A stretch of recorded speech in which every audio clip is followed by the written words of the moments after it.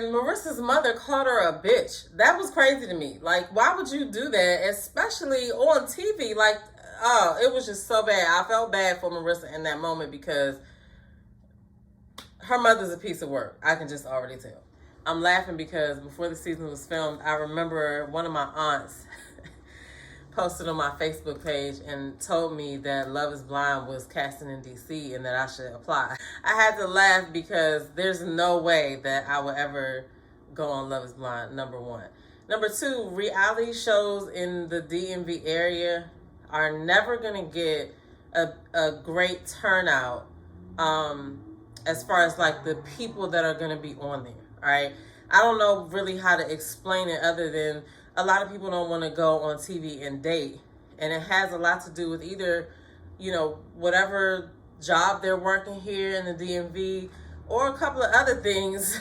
Like they don't want people to see who they're dating, right? And at this point, I just feel like people that go on these shows, we've reached the point of nobody can come on there and say that they've never watched any of these shows. Like, I'm just not buying that these days, okay? And I think that some people come on these shows with an agenda, okay? We're going to talk about it a little bit more as I go into these couples, but Steven or Stefan, whatever his name is with Monica, kind of reminds me of the Tyler situation last year. What was his name? What was that guy's name? Why do I feel like his name was Tyler? What was the guy's name that was Trevor?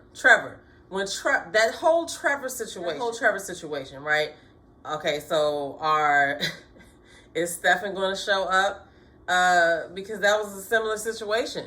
I mean, he wasn't asking anybody to marry them, but the point is he was texting with somebody while he was supposed to be in this Love is Blind experiment. You know, like, and then the whole situation with Tyler and Ashley, like, you can't tell me that Tyler thought this shit was going to be... We'll get into that when we get to that couple. We're going to start out by talking about Tim and Ali. Now, first I want to just talk about how we have to watch these reality shows, okay? Now, you cannot immediately fall in love with these reality cast members, okay? I don't care what the relationship or potential relationship might look like.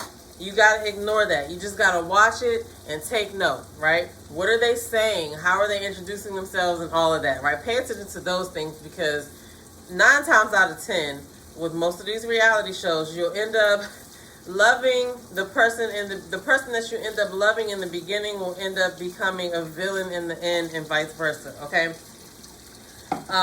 And that's kind of what's happening now. We also don't know everything that was discussed in these pods, okay?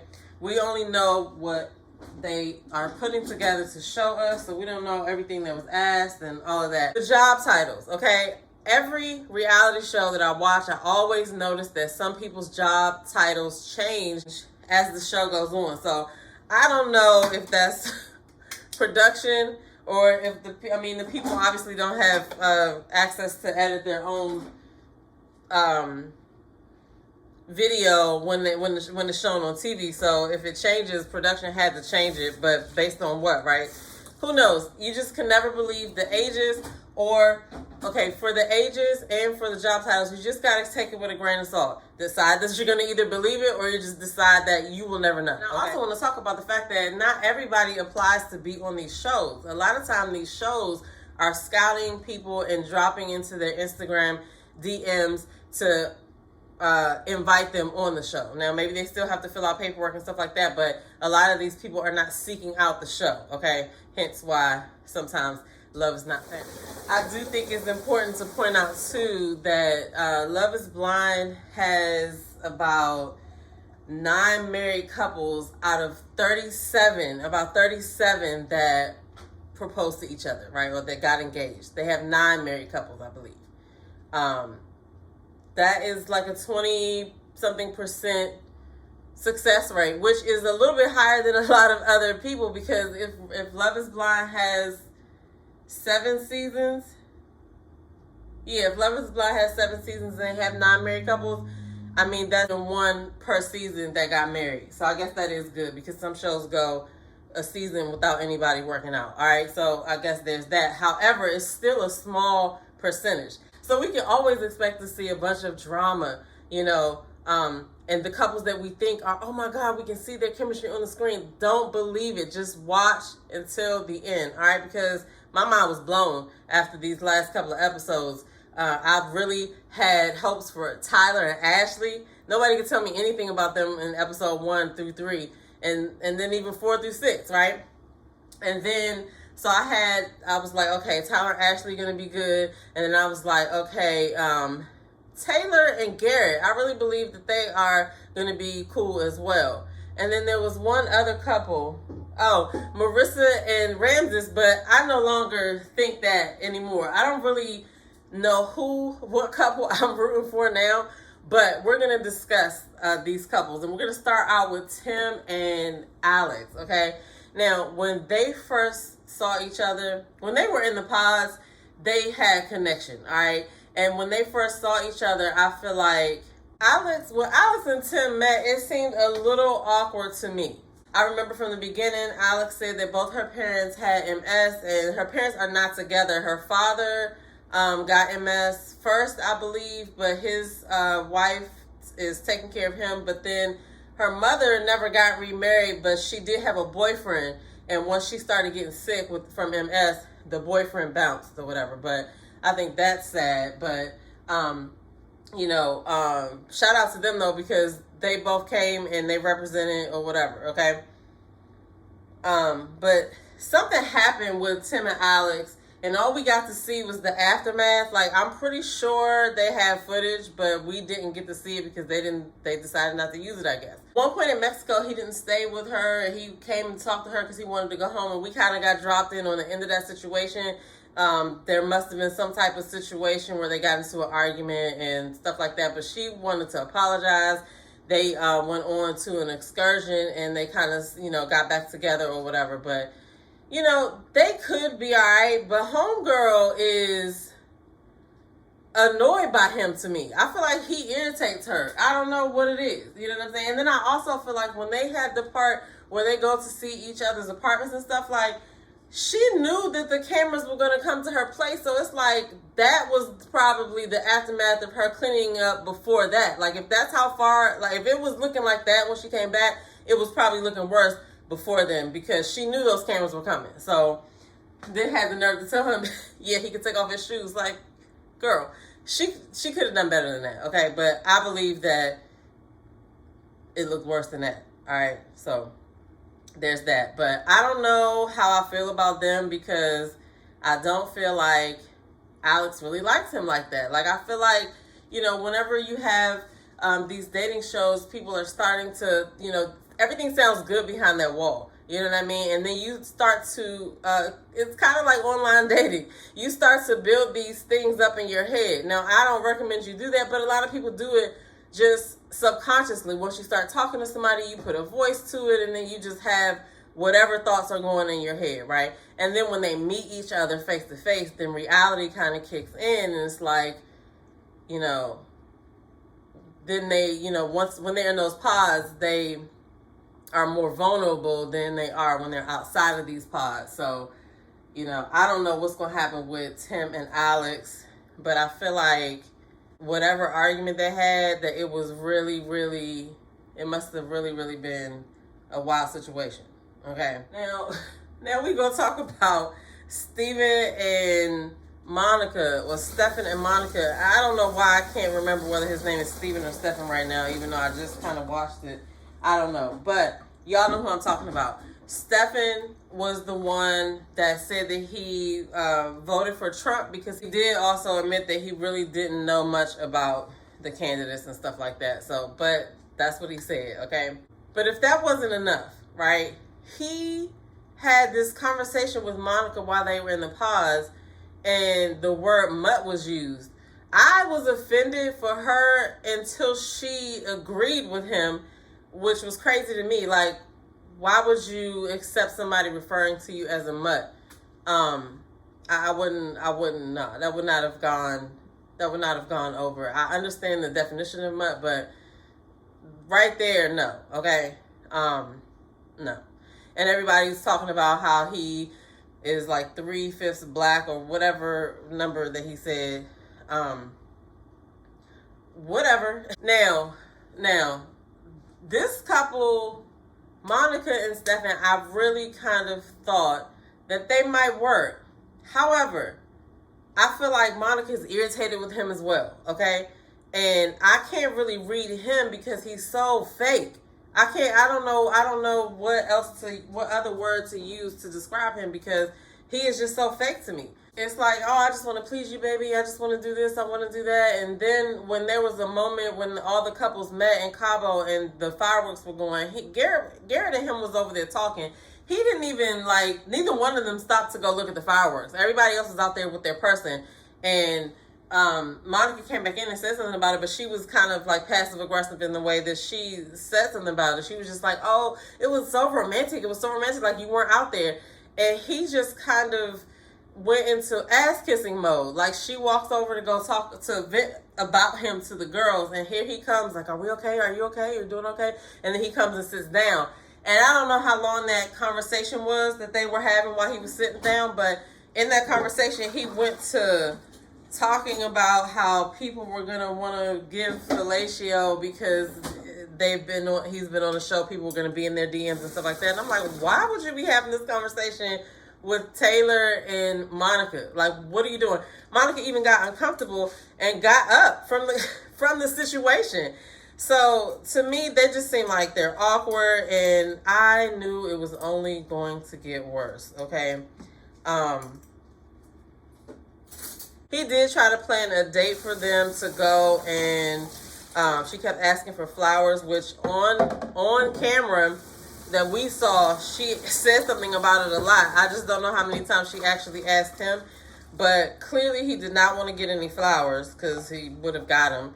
But they went on a date to the pressed flower, which I think that was an interesting and unique date or whatever, and pretty cool or whatever. But like I said, he is so fake. He is so fake, because then we see the situation of her and having Taylor in her room, and she's crying and she's talking about she can't believe this. And again, we're dropped in a situation where we just got to catch up. We don't know what the hell's happened or whatever. But apparently he didn't, apparently he had like a sleep study scheduled, and then he did not stay at the apartment that night. But then she was able to find some texts in his phone where he was texting somebody while he was at the sleep study. Okay? If he was at the sleep study, who knows? You know what I mean? But, you know, we do have to remind ourselves that by the time they get to this apartment, they've literally probably only known each other for like 2 weeks. All right? And so they're still strangers. I would have went through that fucking phone too. I mean, something obviously told her to do it. I don't feel like at this point, shit, he's a stranger. Like I said, you are trying to get to know this person or whatever, and she just happened to do it. She caught him slipping. That's all I gotta say. It is what it is on that. But he basically was just, you know, what's the word? Conceding. He was just conceding, like, oh, you're right, or whatever, and he was like ready to get up out of there. Which, you know, I don't understand these dudes that go on these shows and they have these things happen, or they try to hide certain situations, because you cannot go on a TV show and have any secrets, okay? You can try, but you cannot. It happens every season. You can't do that.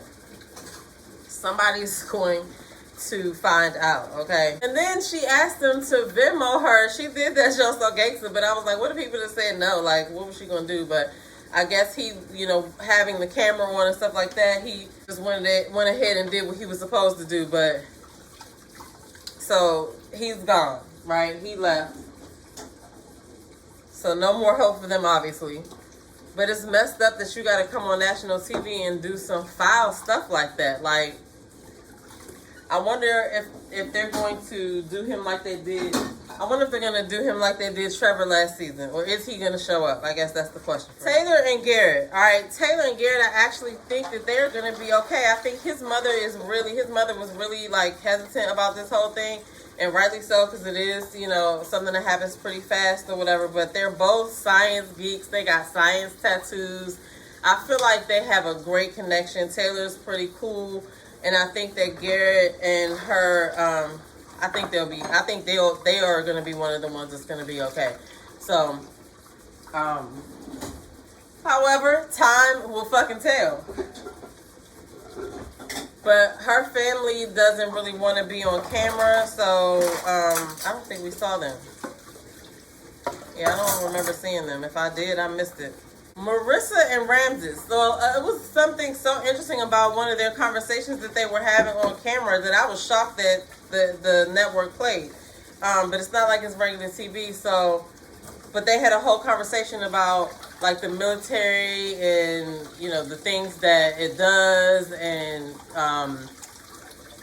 I think she even said the word. One of them even said the word "white Jesus." So I was surprised that that conversation actually aired. But Marissa and Ramses, I feel like I've seen him somewhere before. I just know, was he on another show? Maybe his name just sounds familiar, but at first I thought they were going to be all right. However, people that are always like that chipper and happy is something else that we not seeing. That's how I feel. And I felt like they had a great like vibe. But then when he met her mother and her siblings, her mother, man, they were all just trying to make sure that she was good. I feel like all of the kids were, you know, they knew what to say, what not to say. Like she, you know, she just looked like she's one of those people that will pop off at any moment. The stuff that she was saying, she was rude to Ramses. She said something about his hair, how he looked, and then she got upset with Marissa because she said that she wanted Marissa to do a prenup because she thought she doesn't want her to get fucked over again. Her father fucked her over, her boyfriend fucked her over, and I'm like, dang, why would you be sitting there and saying that in front of your daughter like that? Like, that projection is crazy, okay? And so I feel like her mother needs to kind of get out of her business a little bit, as far as like, what I mean by get out of her business a little bit is her mother seems to be internalizing her relationships, her daughter's relationships, and her mother is, you know, also seems to be putting a little bit of the bitterness from her experiences onto her as well, and that kind of sucks because it's already a lot of pressure to even, you know, date somebody and stuff like that, and to be under pressure like this is wild. To be on TV under pressure like this and your mother is going off, it's like I know they were like, we don't know what the hell she might say, okay? Because she was kind of on one. So I don't know, but overall, Ramses and Marissa have fundamental differences, okay? He doesn't agree with the military aspect, and the military is a big part of her life. Her friends and stuff like that, you know, they were a little bit hesitant once he started saying that he thought it was a moral issue, and I don't think that they were confident that this is a good choice for Marissa to make. But they do have fundamental differences, and they even down to sex, okay? He doesn't want to wear a condom, and she doesn't want to take birth control, so... But he doesn't want to have a baby until 5 years from now. So that I don't feel like they're gonna make it. I just don't know which one is gonna make the decision. Is she actually gonna go through and show up at the altar and say it to his face, or is somebody gonna not? How's that gonna play out? You know what I mean? That's kind of what I wonder.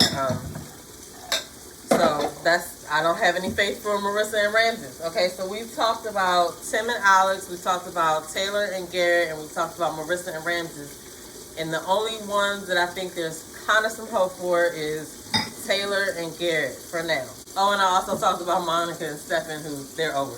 Nick and Hannah. Okay, I was shocked that Leo and Nick were fighting over Hannah to begin with. I was like, okay, look at Hannah busting out. Hannah gives me Chelsea vibes from that season with Chelsea and I can't remember the dude's name. I want to call him Billy, but y'all know Chelsea.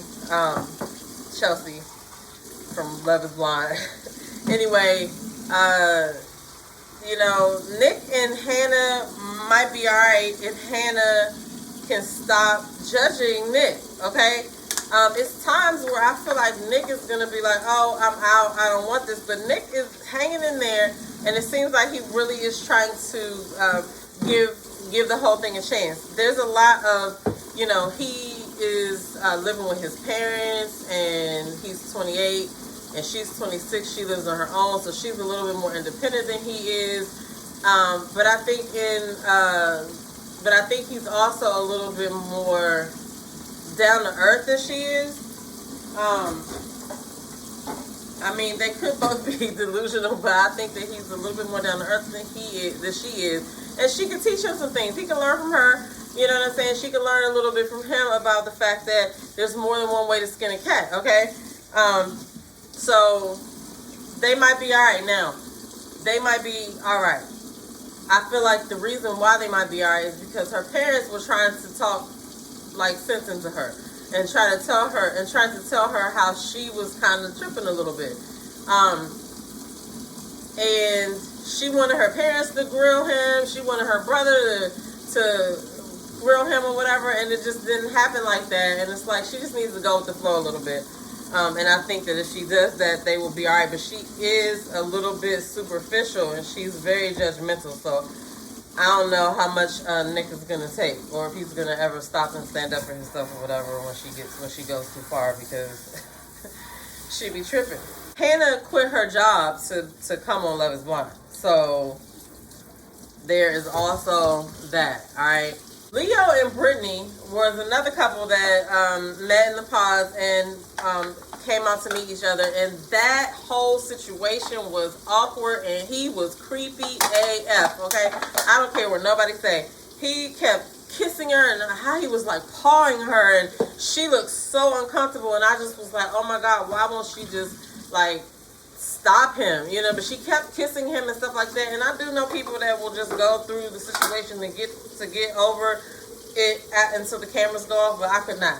I also hated the way, going back to Hannah real quick, I hated the way that when she was talking to Leo in the pause, that she got that whole manipulation vibe from him. She picked that up really good. Her discernment was on point with that, but she kept going back to talk to him and meet with him, and I was like, girl, why do you keep going back? He's disgusting. And he is creepy, okay? I'm sorry. When he came out and he met Brittany, that whole exchange, you cannot tell me that you did not watch that and get creeped out. I did. Now we're at Tyler and Ashley, who I had so much hope for, okay? Tyler out here tripping, okay? You cannot go on national TV and have any secrets, especially not like what he has and what he was trying to hide, okay? They talked about kids so many times. He even brought it up himself most of the time. You know what I'm saying? And it just is so crazy that he met her father. He went through that whole situation. And Dad even said, don't play, right? And he played. And he knew he was playing the whole time. So I just don't understand people like that go on these shows thinking that they're gonna just because they're lying out in the world to the people who don't all talk at the same time, right? You cannot go onto a TV show where people are gonna be digging into your background, and this is crazy. So if you haven't heard, Tyler told Ashley that he is a sperm donor, and he has 3 kids, but he's a sperm donor, okay? Come to find out, the couple that he donated sperm to is somebody that he knows, and a friend of his. Apparently, somehow they have 3 kids together.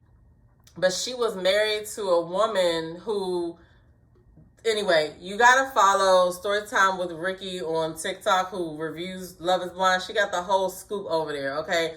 Dude is out here lying, all right? And the crazy thing is, the lie was so dumb. He could have just came with the truth. Like, I don't understand. Why didn't you just say, I got 3 kids? Then you won't look like a liar. You know what I'm saying? I don't understand. She definitely said that they are not sperm babies, okay? So I don't know how much Ashley knew, how much, like, whether he really told her the full story, because I saw somewhere else, he did an interview somewhere and he said that he did not disclose that information to production. So it makes sense that production would have set something like that up and made it, you know, this big moment, but they didn't even know. So, I don't know. If somebody's doing interviews, definitely want to see Ashley and Tyler's interview. But apparently he is not a good guy. Okay, apparently he has other women. Allegedly, there are other women saying that he owes them money and he was talking to them while he was doing this experiment. Who knows what the truth is, but clearly, at least we do know the babies aren't sperm babies, because there's pictures of him like in matching pajamas and taking care of the kids and stuff. So he was definitely involved. So what I want to know is Tyler going to show up to the reunion? Do y'all think that Ashley and Tyler still got married? What couples do you think is still together? You know what I'm saying? That's the major question. Like I said, they have about 9 couples that married out of 37 that proposed so far, not including these people. And so how many couples are we going to get out of this one? I feel like we might get 2. All right? We might get 2. And if I had to guess right now, it would be Taylor and Garrett, and Nick and Hannah. All right, that's my prediction for the end. For the end when we go for the end once the reunion comes. The couples that I think are gonna still be together is Taylor and Garrett, and or Nick and Hannah. Yeah, Taylor and Garrett and Nick and Hannah. That's what I'm gonna go for right now. But anything can happen, anything can change, so we will see. But I just wanted to drop my 2 cents on these couples. Get in the comments below. Let me know, what do y'all think so far about this season? Because I feel like it was starting off a little bit slow, and then boom, once those last 3 episodes dropped, it was like melee, okay? And all of the melee was on TikTok. So if you have not gone to check out the extra stuff for the tea for Love is Blind, you definitely have to start with Storytime with Ricky, okay? But just put in the cast members' names. A couple of them have TikTok pages. I saw a post of Ashley. She's like, everybody's wondering what she doing or whatever. She doing what she do. She just doing what she do. That's what I saw from her. Marissa posted a video as well, a couple of videos. And I think there was somebody else doing, Taylor did a video. And I didn't check everybody, but those are just the people that came up in my feed when I was looking or whatever. But, I wanted to just come and talk about the couples. We're going to be back once the next couple of episodes drop down, and we'll see where everybody stands. Right now, I feel like Taylor and Garrett and possibly Nick and Hannah. So we got one in the possible. This is a messed up spades hand that we got. All right. I also wanted to talk about how some of these people get on these shows, right? I already said in the beginning that a lot of these people are not applying for these shows. The shows, as we know, if you watch Ready to Love, they reach out to some of these people via social media and asked them to be a part. And Nick was one of those people. So Nick didn't even plan on coming on the show, but he decided that he was trying to look for love. Yeah, and Marissa's mother called her a bitch. That was crazy to me. Like, why would you do that, especially on TV? Like, oh, it was just so bad. I felt bad for Marissa in that moment because her mother's a piece of work. I'm about to finish cleaning up this kitchen, and I'll see y'all in the next video. Peace.